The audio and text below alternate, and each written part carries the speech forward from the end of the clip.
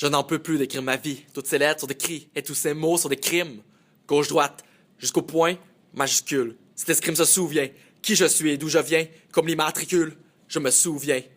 Dans la borade de mon laboratoire, j'élabore des métaphores comme des borates. Bâbord, tribord, c'est mon purgatoire. Quand mon rap est sans lap, c'est sans moratoire. Je sors de ma lame, futur de lab d'un homme. D'abord laborieux, puis comme de lactarium. C'est cool les syllabes de mon label labial. Et super effet collatéral. Un rythme moral, inondait le littoral. On ferait un autre rythme moral. Sur des toiles d'hôpital, je peins des haïkus. En baobab létal pour traduire le B.A.B.A. total de cette babelle nationale où harcèle l'arsenal d'innommables bombes A.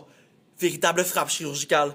Tout le défi durant, nous sommes des figurants. Le défilé en est défigurant. Coïncident ce coïncide de l'océan, coïncident la fin de l'Occident. J'oscille par manque de signifiant, les faits sont saillants. Ce n'est pas en feignant l'enseignement que nous sortirons le néant de nos flancs fainéants. Seul espoir, depuis que Pythagore est mort, les étoiles s'éparpillent, se dévorent par milliards. Tôt ou tard, en cette époque de confort, les météores dessineront des spirales, le tort du progrès aura ses filiales, et nos corps à bout de sport éploreront les finales. Je m'acclame, déboussolé de ce qui m'accable, tellement désolé de ce macabre qui me concerne, au point que je consomme des consonnes, et je console mes pleurs comme tout le monde, dans le manche-songe, où se leurrent ceux qui songent, aux pamphlets, des plus sombres prédications, mensonges qui socialisent l'absence d'opinion.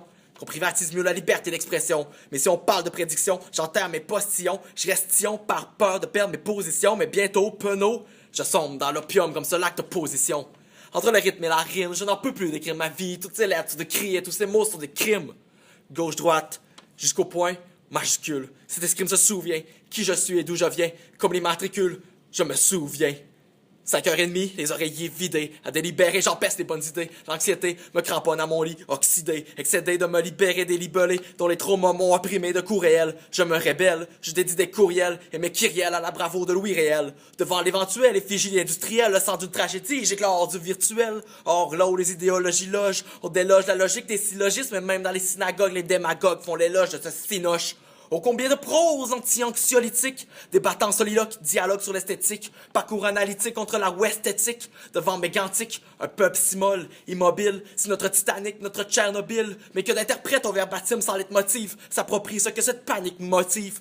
Combien de carnage de mots pour incarcérer et ligaturer des dictatures de carnet. Le moi en cage incarne moult de personnages au linceul de courage que les médias raturent. Mais comment épurer une culture de ces carbures et mesurer les écarts de notre culture? Si trop souvent le poème couvre l'imposture, le débat en lui-même reste discutable.